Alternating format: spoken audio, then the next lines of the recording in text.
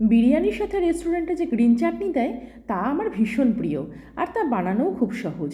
এই গরমে এরকম চাটনি খেলে পেট তো ঠান্ডা থাকেই, তার সঙ্গে মনও সতেজ হয়ে যায়। প্রথমে একটা বাটিতে পুদিনা পাতা আর একটা বাটিতে ধনে পাতা খুব ভালো করে ধুয়ে ছাড়িয়ে কেটে রাখলাম। একটা লেবুকে 2 টুকরো করে নিলাম, আর একটা বাটিতে রসুন কাঁচা লঙ্কা নিলাম।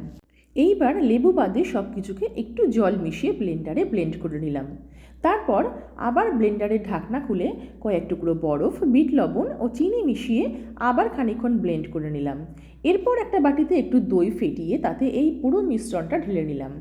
আপনারা চাইলে দইকেও মিশ্রণের সঙ্গে একসাথে ব্লেন্ড করে নিতে পারেন। শেষে একটু লেবুর রস মিশিয়ে নিলেই রেডি গ্রিন চাটনি। অনেকটা স্পাইসি খাবার খাওয়ার পর এই গ্রিন চাটনি খেলে কিন্তু তা খাবার হজম করতে সাহায্য করে।